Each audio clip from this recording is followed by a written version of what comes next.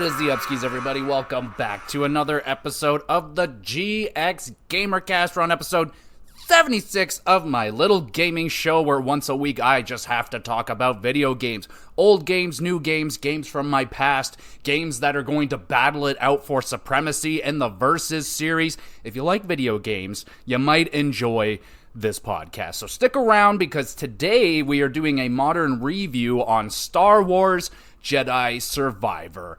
But before we get into the review, with no spoilers, may I add, no spoilers here, let's talk about what I have been up to over the last week or so, and I always encourage you, the listener, the viewer, what have you been up to over the last week or so, or what have you been getting up to so far in the new year? What movies, what TV shows are you diving into? And of course, what video games are you getting into in 2024? Are you getting into some of the newer games, or are you trying to get into some of the games, all the games that came out from last year, trying to catch up? Just let me know. What are you playing?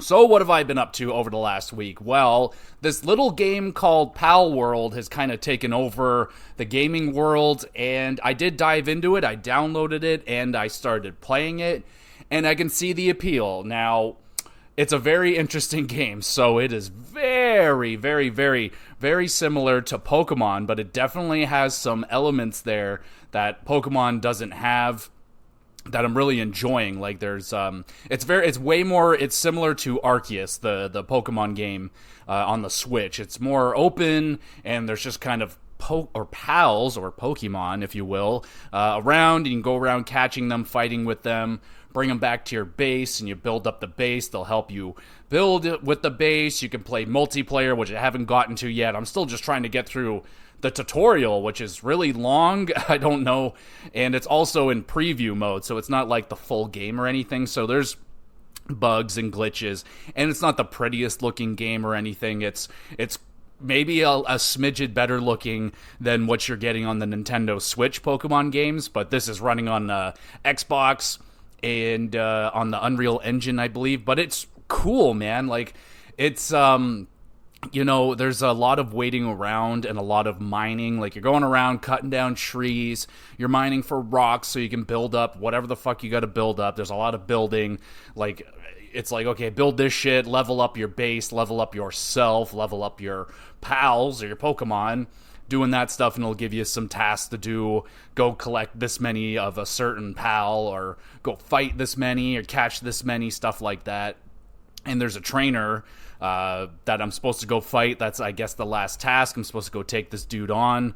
And I went in there, got my ass kicked, so I'm rebuilding and reworking my way, but it's got a big world to look at with a good variety of pals or Pokemon so far. Some of them are rather close looking to the Pokemon that I grew up loving and knowing. But like I said, I am a Pokemon fan, huge Pokemon fan, so obviously I got intrigued when this game was getting called Pokemon with guns. Haven't gotten to the gun part yet. No guns for my Pokemon.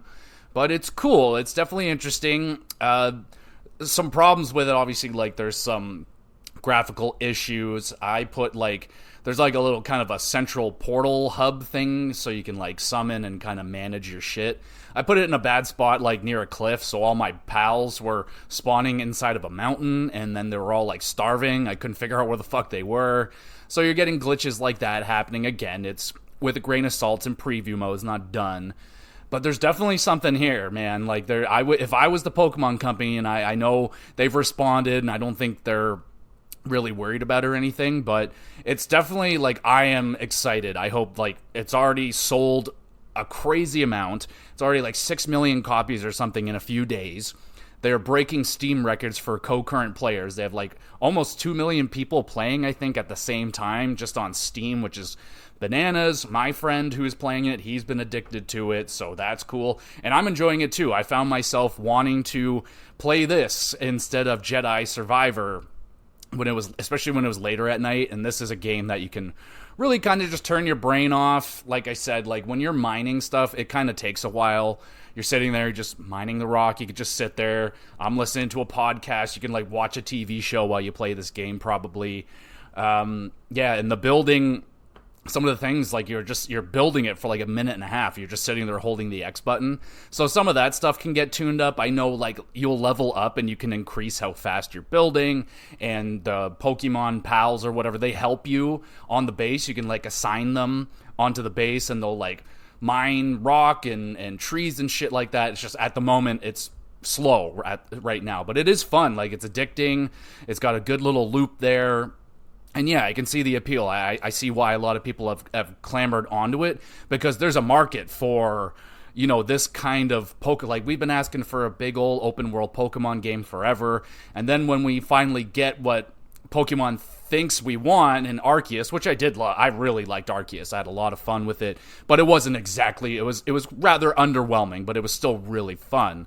I'm hoping that Pal World is going to kick up that market and hopefully get Pokemon Company back on track, because they've been falling off for a little bit here. They've definitely gotten comfortable in their position, and I'm hoping that Pal World will wake them up, start making them, all right, let's not release games that are not ready or finished, and put more efforts into their DLC, because all the DLCs that have released have just been kind of bleh, and the games have just been like okay. They haven't really done enough to change the formula with Pokemon in a while. Arceus was a nice breath of fresh air, but it wasn't quite enough. They still felt like they didn't go all in with that idea. It feels like at the last second they pulled back and went a little bit back to their comfortable formula. But regardless, Pal World, pretty freaking cool. I would check it out. I don't know how much more time I want to spend with it until the full version is out, but yeah, it's definitely got the bones of being something pretty freaking cool. And I want to at least see some of the bigger pals and more creative looking creatures. I've seen a handful of them walking around that were pretty big, but I can't seem to find them ever again. So we'll see where it's going. But Pal World, really interesting. Obviously been crushing Jedi Survivor this week, absolutely just plowing through it, trying to get through the game to get this review out, but also enjoying it very much so at the same time. And been getting a little bit of Metal Hellsinger still on the side. I'll pop in there for generally just play like a level and maybe a couple of the little challenges, spend like 35-45 minutes in the game, and it's still really cool. It's just a really fun game. Not much more to say about it. It's just stupid fun, and I highly recommend it, especially if you like metal music. Oh, baby. And like metal, like screaming metal, like metal. If you like the headbang, check out Metal Hellsinger. If you like Doom and stuff like that, oh, fuck yeah. And I'm still playing Dave the Diver, getting through that. Still working my way through, enjoying it very much. Just a nice, relaxing game to have on the side. Enjoying that very much.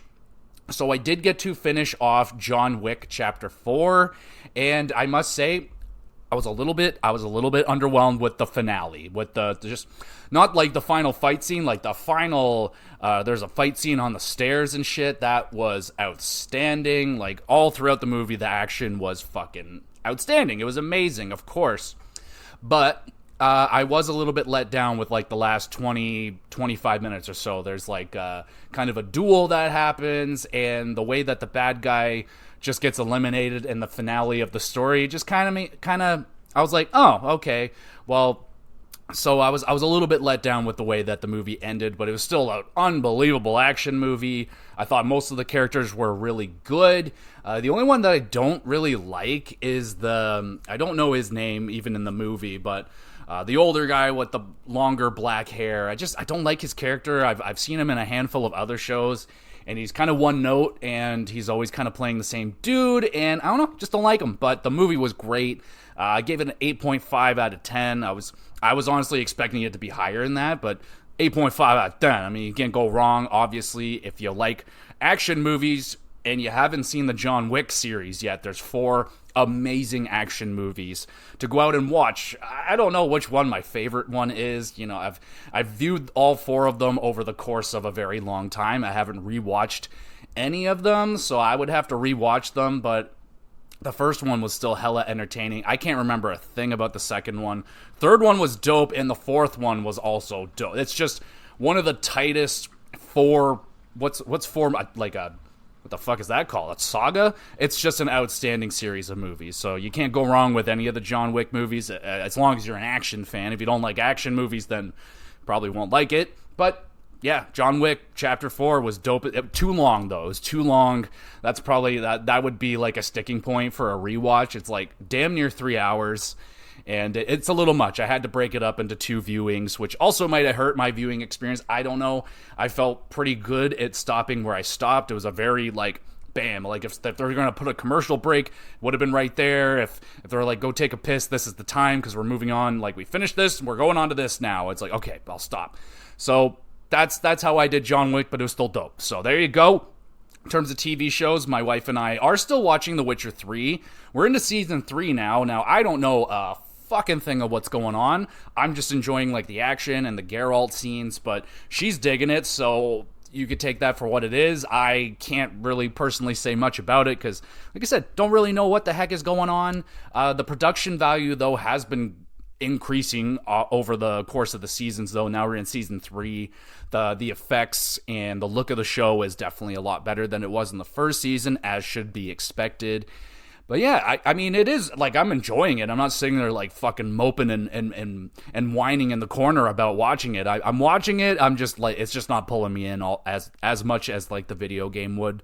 But anyway, it's pretty decent. You could check it out if you're a fantasy fan. I think that's the other thing. I'm not a huge TV show fantasy guy. It's just, there's just too much, like, lore and information I don't give a fuck about, and yeah, so, but the action is good. I like the action in The Witcher 3, and that's all I've been up to. So let's get into it, baby. The Star Wars Jedi Survivor. Let's review this bitch.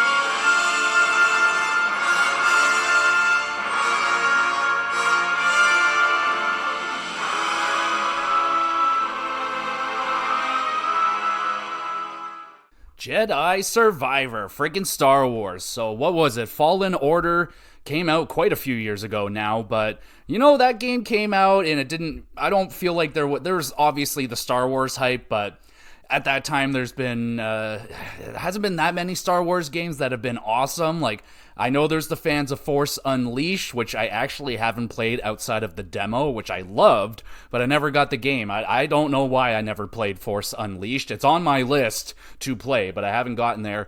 But Fallen Order comes out, and it was actually a really good game. Now, yeah, there were problems with it, especially when it released. There were performance issues that were definitely affecting the game, but all in all, when people were done with that game, they're like, yo, this was actually really good, or damn near great. And the combat was really solid. We're like, oh, there's definitely the frameworks here for a very, very good game. They announced that there would be a sequel, and then I think the hype at that point was real. People were getting very excited to see what the next step was going to be for this Star Wars series, and here we are at Jedi Survivor, and I will have to say, it's a step up, baby. Oh yeah, it is a worthy step up over Fallen Survivor, thankfully. So let's get into it. Let's talk about, we're going to do graphics, we're going to do gameplay, we're going to do sound design and all that stuff. We'll talk about some funny and great moments that I experienced throughout this game without spoiling anything major. Don't you worry about that. So let's dive into it. So you're taking control of the homie, the man. It's Cal Kestis, baby. Played by Cameron Monaghan. Monaghan. I don't know. But Cameron, my homie, man. I love this guy. He is a phenomenal, I don't know how young he is, but he seems young. But he was great in Shameless. I loved him in Shameless. Fantastic cast on that show, and he's a highlight in there, so that's saying something.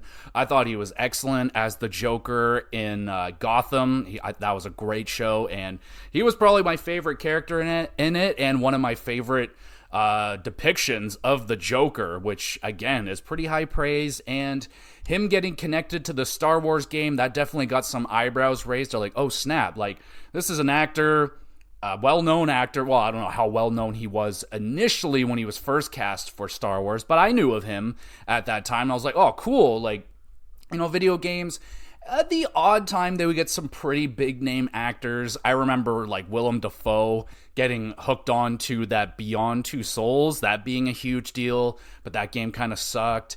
Anyway, Cal Kestis, man, you're taking control of him. You're a Jedi, and you're taking place right after the events of the first game. And don't worry, I mean, I would recommend to play the first game because it's just a really good, fun-ass game, and you will enjoy it. But it fills you in on everything before you get into the game. They play a nice video for you that is available at all times. So if you ever get a little lost at what the fuck is going on, you can go and watch that little video, which was really nice. Gotta love, like, you gotta, I think at this point, you just kind of have to put that kind of stuff in to movies and TV shows and video games because, it was 4 or 5 years since we had the last Star Wars game. And I don't always get to replay the first game. Like, sometimes I feel like it's a good idea to replay Fallen Order before I get into this one, but then I feel like maybe I'll get burned out with that flavor of gameplay halfway through the new game. So it's been a while. I wanted that Star Wars itch to get scratched, and Jedi Survivor did that. So back here in the second chapter of the game, and I must say that playing this now I played this on Series S, and this game is gorgeous. Goodness gracious. This definitely one of the better looking games that I have experienced in this generation, especially the environments in this game are absolutely stunning, man. Absolutely stunning. Like, I love me a good vista. Like, the vistas. Like, oh, geez. Like, when you get that moment, you just get into this area and you just got to stop and just take it all in. That was like a very regular occurrence with this game. There are so many just stunning vistas and environments and areas you are visiting in this game. They did a fantastic job, man. Like Star Wars, you got pretty much open slate. You can do whatever the hell you want creatively. You're in a massive fucking untamed universe, and I think it was really good, man. Like, I just finished the game today, and the last area that you're in is just gorgeous, man. Just this really kind of primitive land that you're on, and it was, oh baby, it was very, very pretty. But the whole damn game, every area you went to, even when you're inside, like, big death ships or something, whatever the fuck they're called. Like, I'm a Star Wars fan, but I'm not, like, a Star Wars diehard, like, nerd. Like, I've seen most of the movies. The only one I haven't seen is episode 9 or whatever, because I accidentally watched episode 8 twice, and that upset me. If you've watched episode 8, then you probably know why. You don't need to ever watch episode 8 twice, and I did by accident, so there you go. But gorgeous video game, inside the ships even, it's just so clean looking. It feels like you're on the Death Stars or whatever. You're in the Imperial ships. It's very, very pretty. They got lots of colors in the game. I mean, lots of... the weather. They have nice weather effects, too. Particularly, there's a part in the game when you're going through a sandstorm, and I thought the sandstorm effects were really good. That was enjoyable. I find the lighting is really impressive, too. I mean, there's... of course, you're going through all cycles of night and day and stuff, but when you come out of a dank, dirty bar or something, you come out into the bright vastness of the lands, you're just like, whew, goddamn, it feels like, mom just opened up the curtains before ski, and you're like, fuck. But it's pretty amazing that they can make that effect happen in video games now, and the shadows are great. The water looks really good, too. Goddamn, man, there's some really, really beautiful looking areas. Now, the character models definitely not up to par with, like, the environments of the game. They're still really good looking, but that's definitely where I was experiencing more of the noticeable pop-ins. There's definitely some graphical problems still with the game. Not so much performance issues. I found the performance was fine. Like, frames were holding steady. I didn't have any real noticeable frame issue problems, but graphical problems, yeah, they're out there. Again, this kind of stuff doesn't really bother me, but there's a lot of texture pop-ins happening, at least for me, on Xbox Series S. Like, you'll load in, you'll come out of the dank, dirty bar, and, like, you could see the mountains in the background loading in, and you could see the textures loading in, and it gets more detailed. Same thing with the character models. Sometimes, like, it takes a second for their outfits to, like, really render in. So if that's a thing that bothers you, there's quite a bit of that going on in Star Wars Jedi Survivor, I will admit. It didn't, like I said, it doesn't really bother me. It's something that I felt like maybe should have been cleaned up by now. I mean, the game has been out for a bit, but it's pretty noticeable, and it's fairly all throughout the game. I'm not going to dock it huge points for that because it's more performance would be where I would dock more points because that's affecting the gameplay. But they definitely cleaned that up over the first game, so that's good to report. And in terms of performance, I only experienced one crash in my entire gameplay, so that's really good as well. In terms of the sound design, I think they did a very good job in this area as well. I mean, I think they nailed the Star Wars sound effects, the lasers, the blasters, the lightsabers. All the sounds are there and they sound really good. So, I mean, it's you got a lot to work with there, all the classic sound effects, so it's pretty easy to just pop that kind of stuff in there, and you're going to get a good reaction out of me, and I imagine a lot of the Star Wars fans. I mean, the lightsaber duels sound fucking awesome, and the blasters sound great, the explosions are crazy, there are some insane freaking moments, we'll get to those in a little bit, but yeah, the sound design is excellent, and the music. At first, I wasn't really noticing it, I will admit, but then I started playing with my headphones on, and then I really started to notice, like, how good the music was back there. I was like, shit, sometimes it's going absolutely crazy. Again, with the crazier moments of the game, like, it is fucking going nuts back there. Just, and you're like, whoa, oh my goodness, like, that Star Wars, that sound, like, when you hear it, you're like, oh, that's Star Wars. Same thing with Hogwarts when I played that, like, it just has that Hogwarts sound, and yeah, Star Wars Jedi Survivor does not have a problem with sounding like a Star Wars game, so that's really good. But the music, hell yeah, like, I was enjoying the music, especially in like I said, once the headphones came on, it was so much more prevalent back there.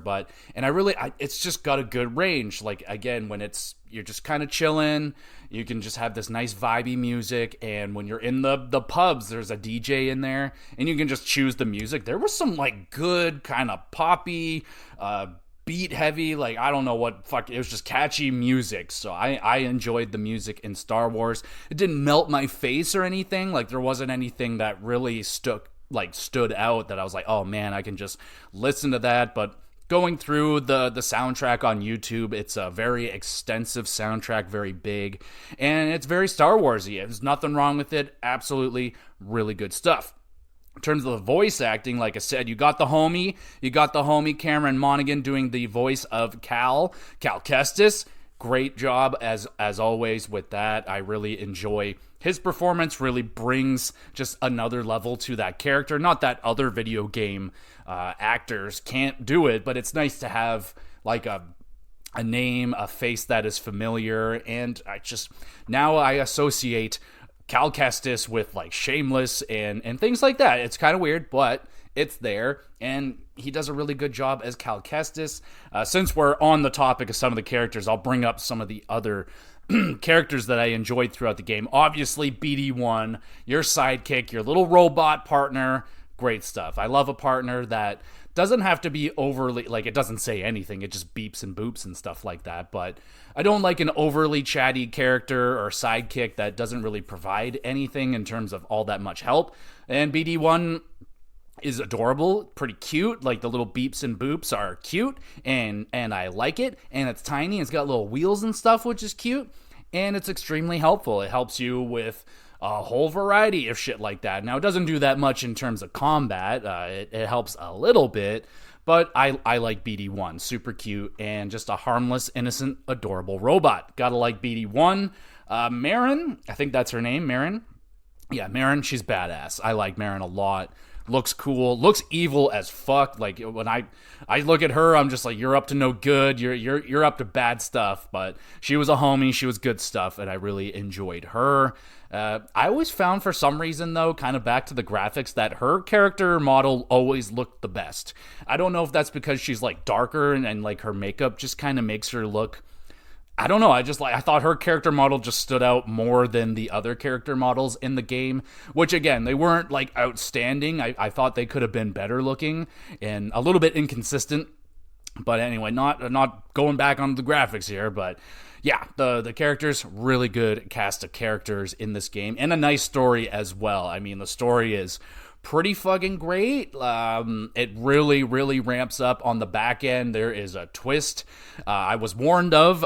Didn't have it spoiled or anything, but my homie Kyle was like, bro, there's a twist that comes later on in the game that he didn't see coming, and wham, did it ever slap me across the face too. I was like, damn, that shit was crazy. So I enjoy the story in this one. Not all Star Wars stories hit with me. I've watched all the TV shows on Disney for some reason. I don't know. But I enjoyed most of them.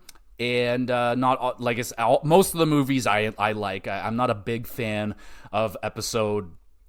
I'm not going to go into it. But anyway, I like most of the movies and shit. And I enjoyed the story quite a bit in this Jedi Survivor land or whatever the hell. I like the story a lot in this game.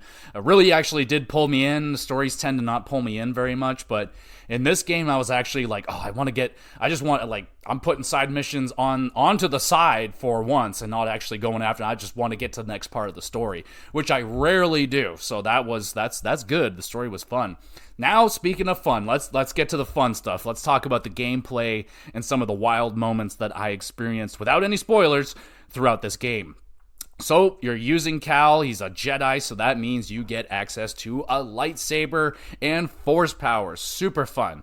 I like the usage of the lightsaber. It's fun, it's satisfying, it feels good, and best of all, they added in, I feel like this is new, like I probably should have done a little recheck on the first game to see what's new about this one, but now you have stances, so you can choose, and you'll be unlocking throughout the game all these different stances. I think there's 4, maybe 5, but they're dope, man. Oh, and it adds a nice variety to the gameplay. You'll get just a regular lightsaber stance. You'll get dual lightsabers where you can hold 2 singular blades. You can do the fucking Darth Maul double bladed. That was so badass. You get that one really early. And that was actually one of the sweet moments. An early fight that you have with the ninth sister, and that's how, like, during that fight, it's kind of a tutorial really early on in the game. It's kind of a tutorial fight, and then you get introduced to the dual blade, and it's just badass. I mean, I was 7 years old when I saw Star Wars Episode 1 in theaters, and we all went banana when he fucking he pulled out the lightsaber with the single blade, and then the second blade comes out. Just, oh my god, I creamed. I had that fucking Darth Maul lightsaber toy when I was a kid. So yeah, I was using the dual blade I think that's what it's called, the dual blade or whatever, but I was using that one. That was one of my favorite ones early on. And the other one that once I got it, I pretty much, that was my baby, and that was the lightsaber and a blaster. So you could sit there, get a lightsaber, and you get a little gun, so you're getting kind of best of both worlds. You're getting in tight, you can shoot from range, which is really helpful when you have a group of stormtroopers at a far distance, and you can just bow, bow, bow. Really good shit. The other one, it's like a big old powerhouse one, which I'm surprised I didn't like more, because in the Souls games, the Demon Souls, the Dark Souls, I like to play the powerhouse. And in this, it was fine. Like, it was satisfying. Like, big, meaty swings at enemies felt good. But another one that I found, in more often than not, was just kind of getting my ass kicked because I was so slow. It was definitely a situational stance, but I loved the stances in the game. It was really cool, but once I got the blaster one, that was my baby. So yeah, let me know, what stance were you using in Jedi Survivor? I like the blaster one. That was sweet. And of course, it's not going to be a Jedi game if you don't get some force powers, and the force powers are pretty damn good, and you don't get too many of them. It's not like you're going to get overwhelmed. They keep it fairly simple, I feel. You get your pull and your push, you get your lift and your slam, and you get confusion, which I really enjoyed the confusion one. That was kind of the one I started putting my points into early. And yes, it is kind of that RPG. It's kind of like a Souls game. Like, a lot of people, when the first Fallen Order game, the first game came out, there were a lot of comparisons to a Souls-like game. It's definitely like, there's a little bit of a feel to it. Now, I will say flat out, the combat is nowhere near as like deep and satisfying as a Souls game, but it's really good, and it definitely has a little bit of that feel for sure, which is kind of refreshing for a Star Wars game. Kind of feels nice. But with the the force powers, That's where it gets a little bit different from a Souls game. So you, like I said, you get your lift, your pull, and all that stuff. The confusion I enjoyed because you can sit there. Once you get it powered up pretty well, you can use it on pretty much most of all the humanoid enemies. And yeah, you just sit there, you take over their mind, and they start fighting whoever's closest to them.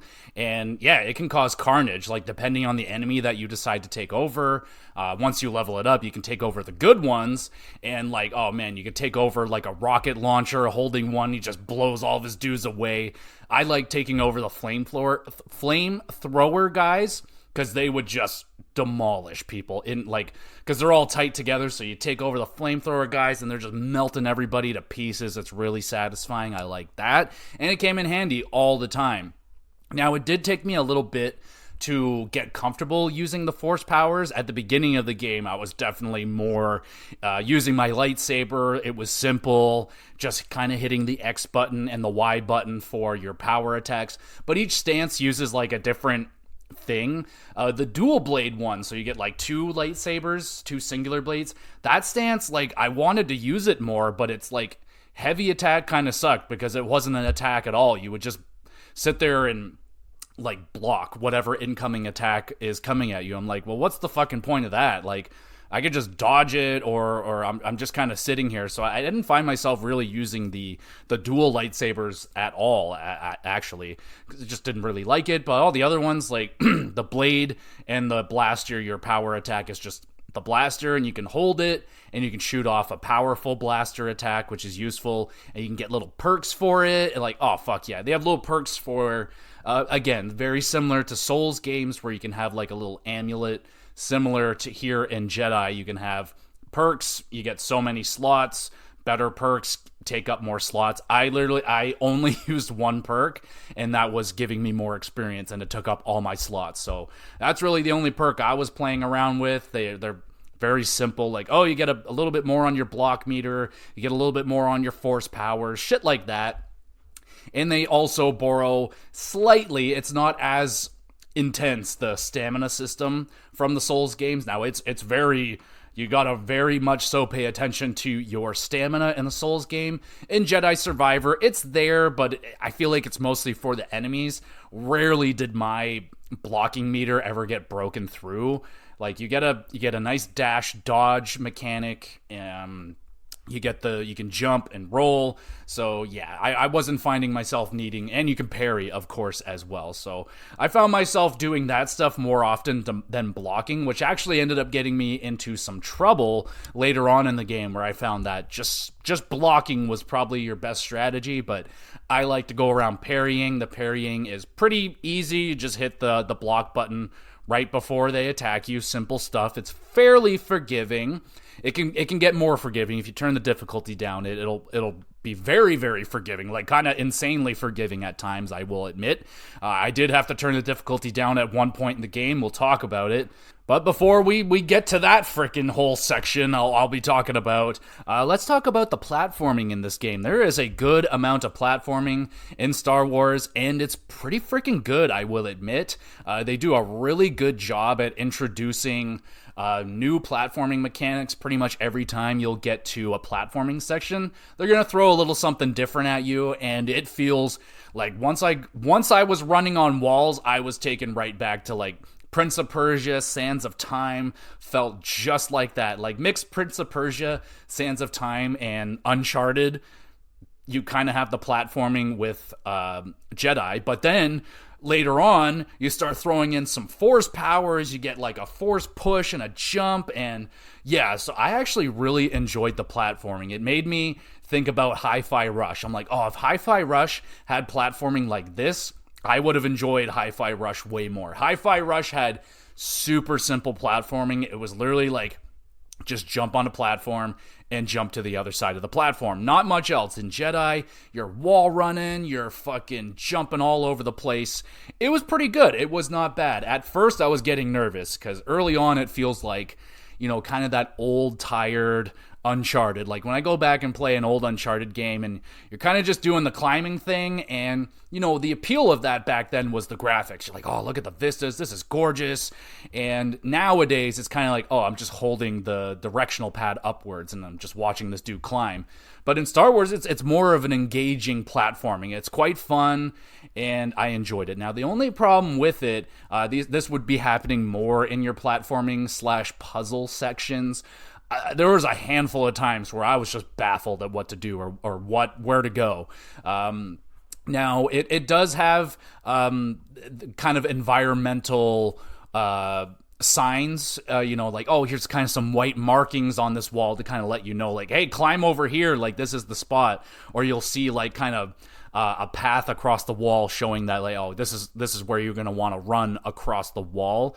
It wasn't like Uncharted though, like here's this bright yellow fucking over here, and if you don't figure it out in 8 seconds, it's like, do you want a hint? Do you want a hit, idiot? Do you want a hint, you fucking moron? But Star Wars, at times, I wish it did give me the hint, because sometimes I'm looking around, I'm like, where the fuck am I supposed to jump next? Sometimes I would be maybe a little overwhelmed with all the mechanics and like they build up quite a few mechanics, even with BD1. Like BD1 has a couple of things that will help you with some of the puzzles. It'll have to shoot like a little electrical panel or something. And the one that got me, this one really stumped me. I had to look this up because I just couldn't figure out what the fuck I was supposed to do. Mostly because I think I got introduced to this mechanic and then stopped playing and then came back. And I was like, wait, what am I... And I forgot the mechanics. So that was kind of on my fault. But with BD1, you can like shoot this kind of goop, and it like attaches to this other goop, and it electrifies the goop, and it makes the goop disappear. There were some times where I was supposed to do that, and I was just sitting there for like 5 minutes. I'm like, I'm stupid. I don't know what to do. So there was a couple of times I had to look up the guide just to be like, what are we doing here? So there was a little bit of a problem with Jedi Survivor with that, where I just had no fucking idea what to do, or no idea where to jump next. And there was a lot of like with the just kind of moving around in levels, there'd be like little cracks in the wall you got to slide through. A lot of those would just go right over my head. I'd be like, where the fuck am I going? And then you see there's like, oh, there's like a little slit in the wall. Oh, I got to go through that. It's like, oh, okay. So yeah, I wasn't getting lost or anything like that. It wasn't like I was backtracking, just like, oh, what fucking door am I going through? It wasn't like that. It was just, didn't know, like, I'd just be like, where the fuck do I jump next? I can't see where I'm supposed to, I'm not sure. So that kind of thing was going on. That was a little bit of a problem. But all in all, I really enjoyed the platforming, and oh my goodness, there was one section in the game where you're escaping this giant drill. And one of the wildest, one of the best action experiences I have had in a video game in a long time. Like, that took me back to like the first time I experienced the train and the helicopter in Uncharted 2. Like, escaping the drill in Jedi Survivor blew me away. That was the part in the game that I was like, wow. Like, that's the part with this game that's probably going to stick with me the most. That was insane. That's when they just threw all this crazy platforming at you, and I was just flying through it. My jaw was dropping. Like, Marin is with you, and she's doing this shit with you, and you are just, oh my goodness, it was outstanding. Like I said, literally one of the greatest experiences in an action game I have had in a very long time. Wow, that was just a jaw-dropping experience, and yeah, it's gonna stick with me for a hot minute. Some of the other experiences, I guess meeting, like, there's a handful of bad guys in this game, but meeting Dagon Gara, that was pretty cool. He's kind of like your he's kind of your main baddish guy. Not gonna go too much into detail with him, but I liked him. He's no Darth Maul or anything, no Vader, nothing like that, but I thought he was pretty cool, pretty solid bad guy for the dark side, I guess. I enjoyed taking down my first Rancor. Sadly, I ran into that Rancor way too early the first time. I guess I should say there's a bunch of extra side activities that you can do in Star Wars Jedi Survivor as well. Once you get to the planets and stuff, like, there's, I think, I don't know, 3 or 4 kind of main planets that you're on. And they're big. They're not necessarily open world. They're also kind of similarly kind of laid out like a Dark Souls game, where you kind of got these levels or worlds in Star Wars, and you'll have like fast travel points all throughout. They'll have shortcuts all throughout the levels while you're going through them, very similar to Dark Souls. And you have the meditation points, just like a bonfire in the Dark Souls games. You go there, you meditate, all the enemies come back, you can level up, you could do all that shit there, change up your stances. And yeah, so that part, very Souls-like.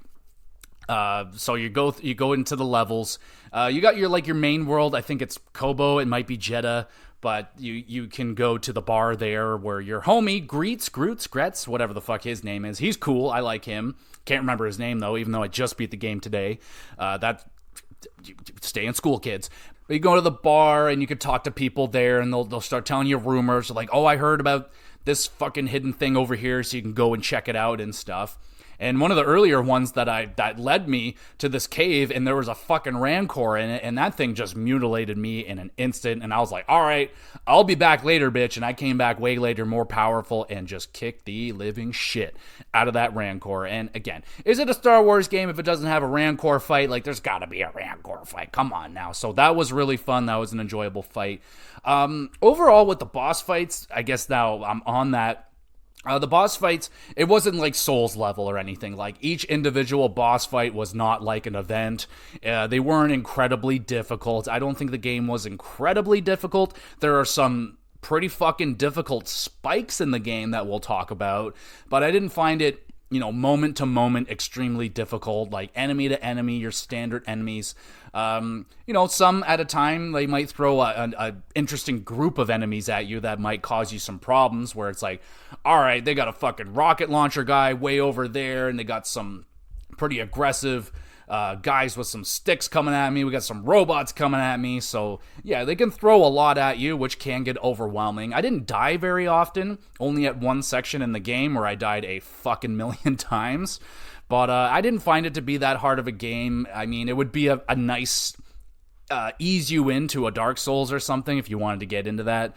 Try this one. If you can't get through this, then you might struggle with the Dark Souls. But I will admit, there is a boss fight in this game that is a Souls level on difficulty. That bitch was hard as fuck. We'll get there. We're almost there to that. We'll get there. But talking more with some of the side stuff that is going on with this game. So with the rumors, they'll take you to things like Hidden Fractures, which basically is like a platforming puzzle just to get to it. And then you get to it, you go in, and it'll be like a little challenge, rather beat 30 enemies with this stance or something like that. I only did a handful of them. They were pretty challenging. There was one that I just couldn't do, and I was like, I'll come back to it later, but never did. So those were pretty good, though. I enjoyed some of those challenges.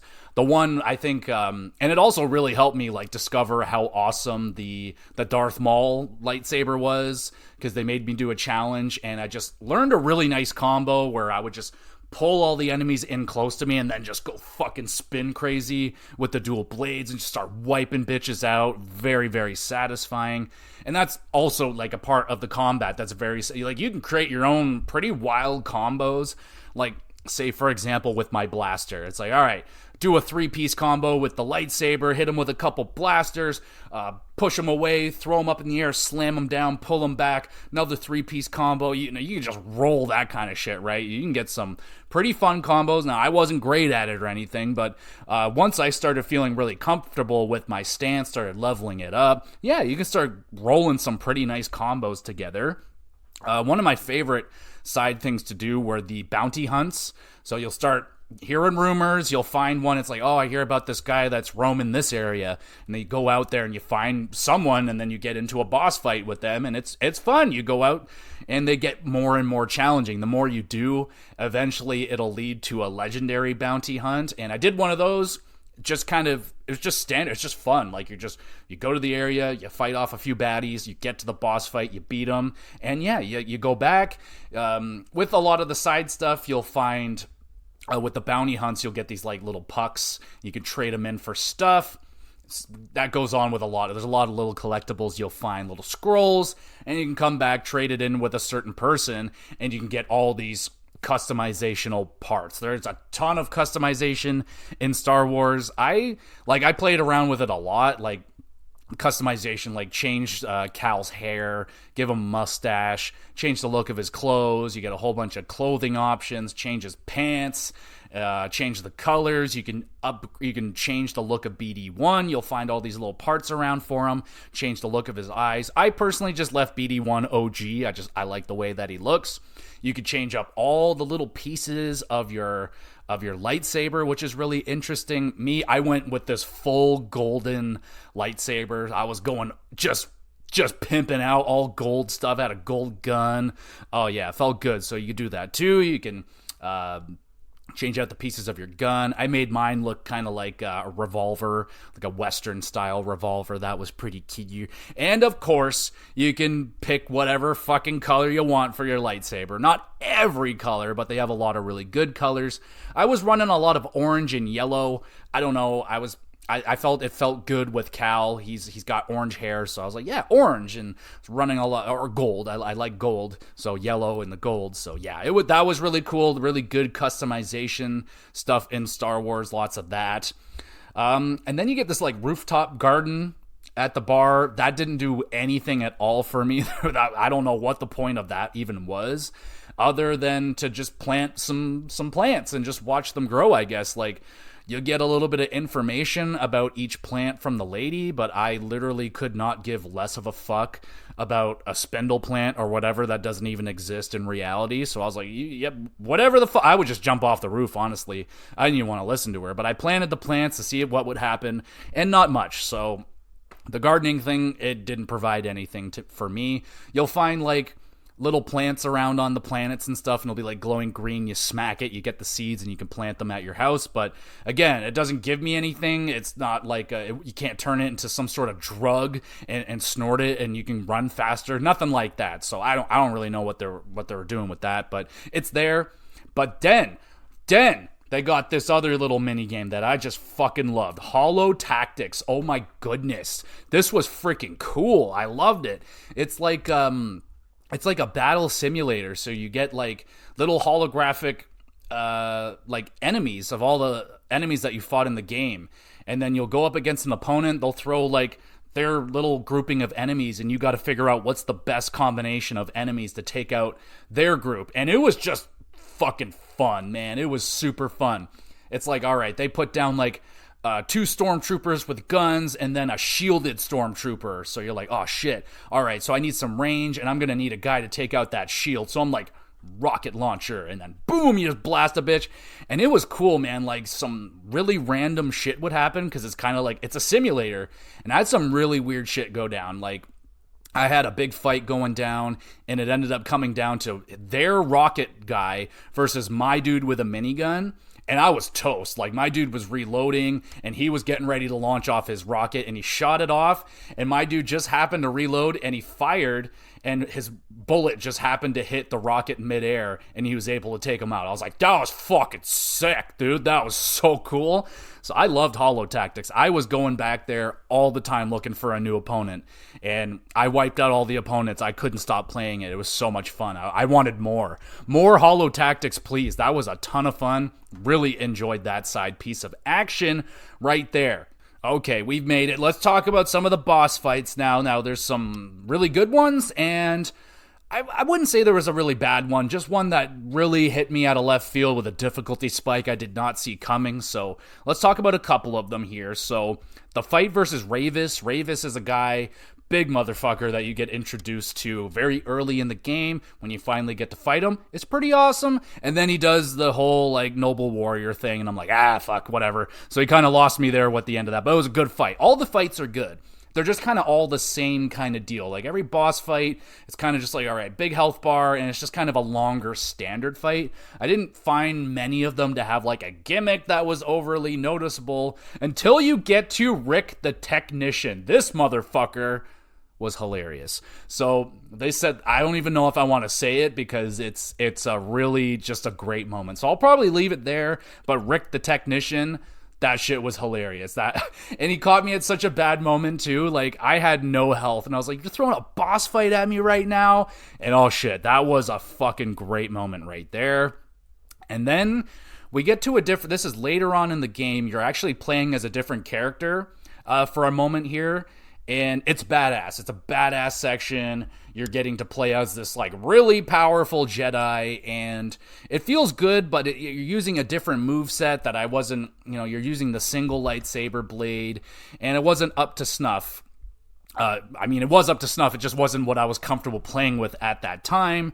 And then they throw probably the hardest boss fight in the game at you, and it's probably like 5 times harder than any boss fight that you have had at this point. And holy shit, dude, this boss fight really got me. This is the one I had to turn the difficulty down on.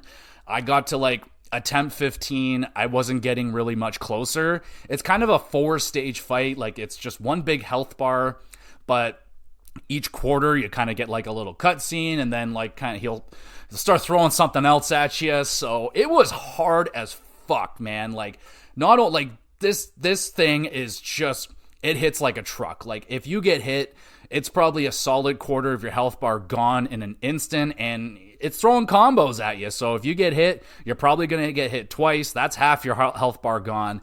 And then the fucking grab attack. So it's got this grab attack.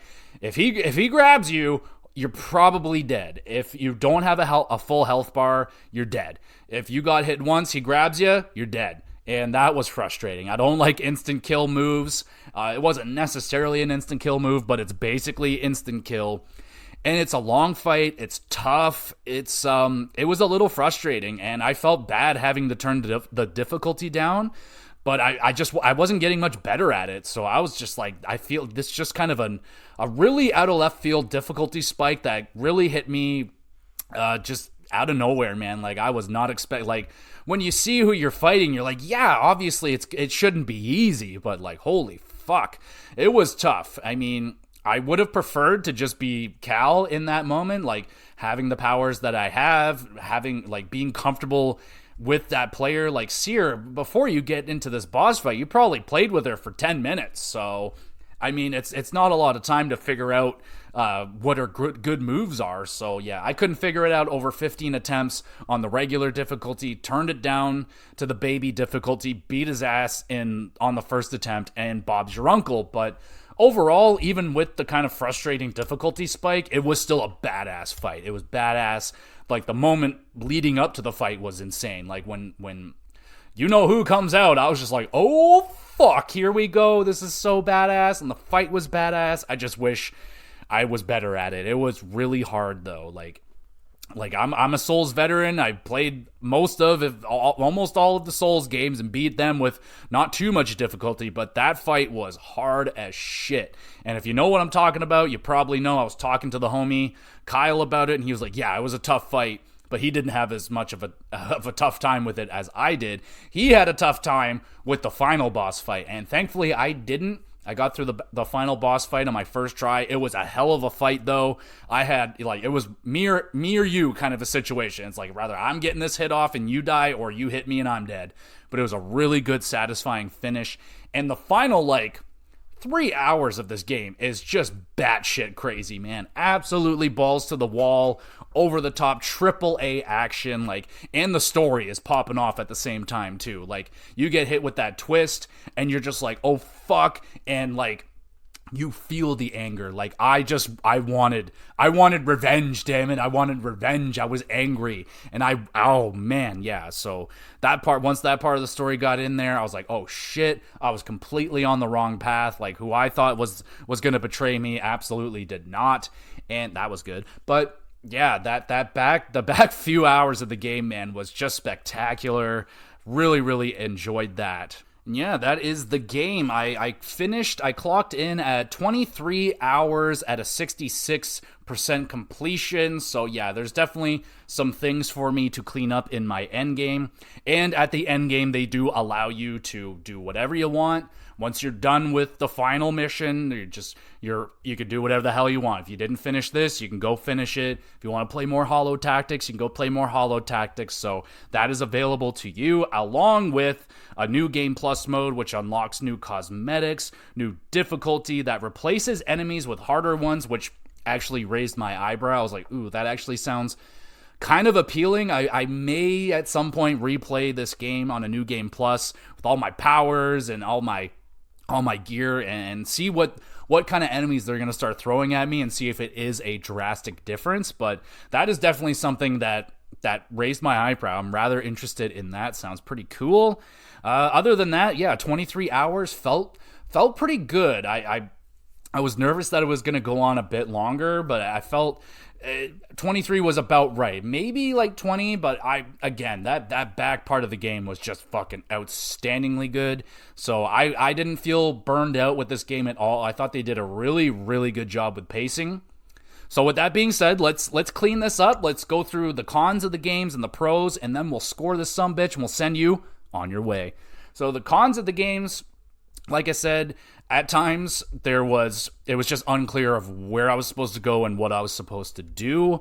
A few times it made me have to look up on YouTube what to do, and it was one of those situations when you're looking it up, and before you even type out like a quarter of what you're typing out, it's already the first thing. So it seems like it was something that a lot of people were dealing with the exact same problem. So that was a little bit of an issue with this game. And the graphics at times definitely had a lot of pop-ins and texture issues, but thankfully the performance overall was good. I only experienced one crash throughout this game. I don't recall any freezing or anything like that, but a consistent graphical pop-in kind of loading. It'll look like a PS3 game, and then all of a sudden it's like, bam, 4K. And you're like, oh, okay, there it is. Thank God. Other than that, I really didn't have much other problems. Like a little bit of a problem with that late difficulty spike out of nowhere. That was just like nothing in the game was even as close to that boss fight. So maybe the same goes with that final boss as well. I didn't find him anywhere near as hard as the other boss fight, but both were challenging. Both were really challenging and way more challenging than any fight prior to them. So that was a little bit of an unnecessary spike. Other than that, the pros of this game, I mean, it is gorgeous, especially the environments, the planets. I mean, they're just absolutely stunning so many times. Like more than in recent memory I can recall, I was stopping and just staring at this game. Like maybe Elden Ring, there was a lot of staring at just the world that is Elden Ring, but also the world that is Star Wars. Like this universe is fucking awesome, and it looks so good in 4K, so that was great. I love the gameplay. I thought the combat was a lot of fun. No, it's not as deep or as satisfying as a Dark Souls or Elden Ring or anything like that, but it's a little bit of a step below, like maybe your no-name brand, your whatever brand, but it's still really good. The platforming is a lot better than I was expecting it to be. I was a little nervous at first that it was going to be like kind of watered down Uncharted, but no, then they started throwing in the Jedi powers with it. It was actually really good. I enjoyed the platforming quite a bit. I thought the level designs were good. They weren't at times, yes, they could be a little bit confusing, especially when you're like ascending something and there's like times when you need to go back down to go up and you're like, what the fuck? But overall, I didn't find it to be overly confusing, but there were times, like I said, you didn't know where to do or go. But I felt the pacing was good. Like, it wasn't like, oh, combat, platforming. It was like, no, here's some nice combat. Here's a little bit of story. Here's some platforming sections. Here's a puzzle, some more combat, nice boss fight. I never felt burned out in one area. I wasn't like, oh, another platforming section, or, oh, I really don't want to do another fight right now. There was a moment there where, endgame, where they just kind of sending waves of enemies at you. I was like, you throw one more wave at me, I'm going to be pissed off. And they did. And I was like, all right, good. They knew. They're like, all right, that's enough, thankfully. But I thought they did a good job with the pacing of the game. You get a good amount of times where you kind of go back to the home base and you're like, all right, I can kind of, if you want to, there's a great opportunity to do a bunch of side shit if you want to. But there wasn't so much side shit that I felt like when I did do it, it was kind of like, all right, there's like one thing to do here right now. So let's go bang that out. It wasn't like, here's 87 things to go do and do them all and remember the story. Nah, it wasn't overbearing. I thought they did a good job with that as well. Along with the characters and the story, I like this cast of characters a lot. Don't love them. I'm not in love with this cast. They're not like Persona level. Like, I will die for these people. But Cal Kestis, the homie, he's the homie. I like that. And BD1, one of the better sidekicks. Really like BD1. I really enjoy the story. I don't get into stories very often, but I really enjoyed the story in this game. The twist was awesome, and the back 3-4 hours of the game, the story is just wild. Absolutely wild. And the music and the sound design fit the game perfectly. You know you're playing a Star Wars game. The music hits where it needs to hit. When it's crazy and action-filled, you're getting this crazy fun-na-na. It's like, oh, yeah, it's hitting. But when it's nice and tender, it's all, you know what I'm saying? It's there. And they hit it. They did it. This is a great game. I'm giving this game an 8.5 out of 10. This is a big old step up over Fallen Order. Is it Uncharted 1 to Uncharted 2 levels of upgrade? Maybe. It's up there. It's definitely a noticeable and very, very good upgrade. I was very happy with this game. I was happy that my two buddies that played it before me, they loved it. And I also really, really enjoyed myself with Jedi Survivor. There you go. But both these games are great. If you haven't checked into the series yet, definitely go back, check out Fallen Order, and then get your hands on this bad boy. It's fantastic. Very much so worth your time, but it's a good story, so go back, check out the first game. If you don't have the time for it, then yeah, just do a recap video or whatever, but don't miss out on this one, man. This is one of probably the best Star Wars game I've ever played. Now, I haven't played like the KOTORs. I never finished it. Yeah, I can't really think of another Star Wars game that is better than these ones right now. This is a fucking awesome Star Wars game, and you're going to get a lot out of it if you're a Star Wars fan. And I'm like an Star Wars fan. I loved it. So there you go. 8.5 out of 10. Already off to a great start for video games this year. I think we got like 2 9s and an 8.5 and some others to be pending. But yeah, good start for me so far this year. And there we go, everybody. So that's another episode down. Thank you so much for listening and or watching this episode. Make sure, just to help out the little guy over here, just hit that review or follow or like button wherever you're watching it. You know the drill. Do the thing. Help out the little guy. Only takes a second, and it does a lot. So there you go. And if you want to watch these, I upload all of them onto the YouTube channel GamerGX Videos. So you can go down to the link in the bottom or look it up on YouTube, follow along, and you can watch these. Great place to leave a comment. If you want to send in a question, comments, concerns about the podcast, mainly related to wrestling, hockey, and video games, send in those kind of questions. I would love to take some time out of the podcast and answer your questions for you, and that would be a lot of fun.